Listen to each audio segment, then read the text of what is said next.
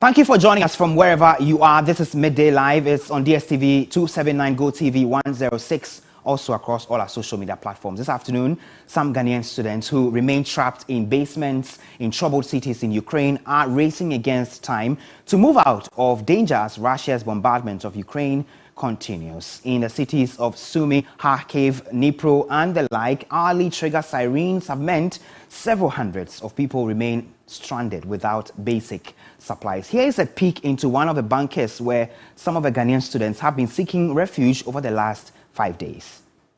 Okay, so we are entering the bunker right now. This is how the bunker looks like. This is like outside, and this is the bunker. So this is how inside looks like. Where's Pascal? Pascal. Oh, sorry. So there are spaces here. And there are a lot of spaces inside too. Let me go there and see. Pascal, I'll be back. Save a seat for me. Oh wow. So this is how inside here looks like. I know my baby, every day I'm on the oh wow. So this is it. And this is the bunkers. The bunker where the students have been told to go because they had an explosion. Reported live from the Sumy city. This is where the students, both foreigners and some of the Ukrainian citizens also are here. As you can see, this is the place. Reported live from Sumy. My name is Bernard, a Ghanaian student. So this is the bunkers where students are currently bringing their stuff from the hostel room. This is the bomb shelter. So as of now, this is where I think it's safe at the moment because the rooms are not safe. So you can see this is mixed Indians, Tanzanians, Rwandese, all sorts of students, foreign students.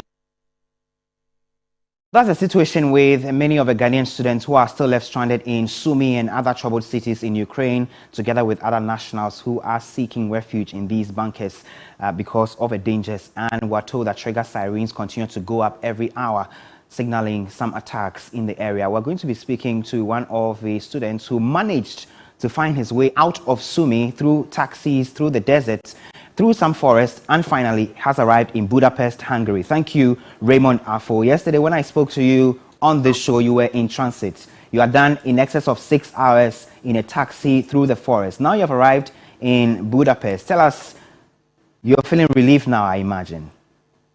Yeah, I'm kind of relieved, but not relieved at the same time because I've got a lot of friends back in Sumy, like good people, good friends, colleagues, who are still stuck over there, and it's sad you can't actually do anything about it. You just have to hope and pray everything goes on well with the evacuation, or when they plan to move, everything goes on well for them.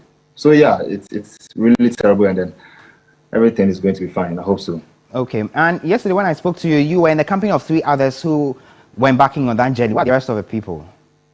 So when we got to the train station, that is the Budapest train station, we all got splitted because everyone has a different plan. Some are going home to Ghana, some actually have relatives they are going to see, and I don't know, so it depends on your plan. So we just splitted, but we all came to Budapest safely and we hugged each other and then said goodbyes to each other. So yeah.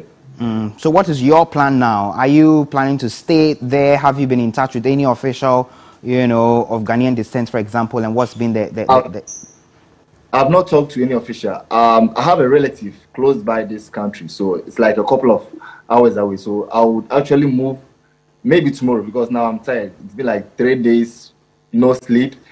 We were just so tired because we were not actually eating. Not that they didn't feed us or something, but the stress and trauma we went through back there, it's actually hectic. So we were not actually having the appetite to eat. So you could just imagine. So from here, I have a family close by, so I'll be traveling to that side maybe tomorrow or tomorrow's next. Okay, and then the academic future, because we know many of you are medical students, some 3rd year, 4th year, 5th year. What's the future looking like for you? I think the future actually depends on the leaders, that is Vladimir Putin and NATO and all those stuff. Because when the war stops, I think maybe some will actually consider going back. I don't know, because there is still same Russia, still same Ukraine. So what if something triggers in the future? You never know until today. So I'm not so sure about how the future is going to end. But let's see. Let's just hope and see what will happen. Okay, thank you, Raymond. Stand out there and keep safe wherever you are. Right. Raymond Tando there, we were speaking to him yesterday. He was on that journey on his way out of Sumy, where a lot of fighting has been happening. Now, we understand also that the academic future of many of the students now remains uncertain as the schools have shut down, asking students to flee. We understand also that the ranking member on the Foreign Affairs Committee of Parliament, Samuel Kujiswa Blakwa, is in Bucharest, Romania, specifically to understand the situation. He's been assuring the students that their academic future will not be truncated forever. I had the opportunity of interacting with the students, and a lot of them were worried about their course because they are doing medicine. Some were in their 6th year, some had just 3 months to complete, and they've been wondering if all of that investment, all of those years will just go down under. I have assured them that we are all going to support them to make sure that the investments they have made and their sacrifices do not go in vain. For now, they should focus on healing, coming out of the traumatic conditions psychologically. And I did share with them some positive developments. The Bulgarian ambassador reached out to me and said that they were willing to even take on board the students who want to finish their program with them.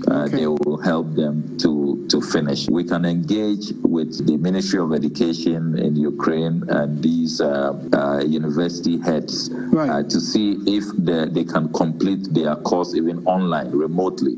So that if the rebuilding, the reconstruction efforts will delay, it wouldn't mean that they will have to put their future on hold for a long time. So for now, it's about how to have all of them fully rescued, rehabilitated, brought back home. And then they need to be taken through a lot of counseling, a lot of support psychologically.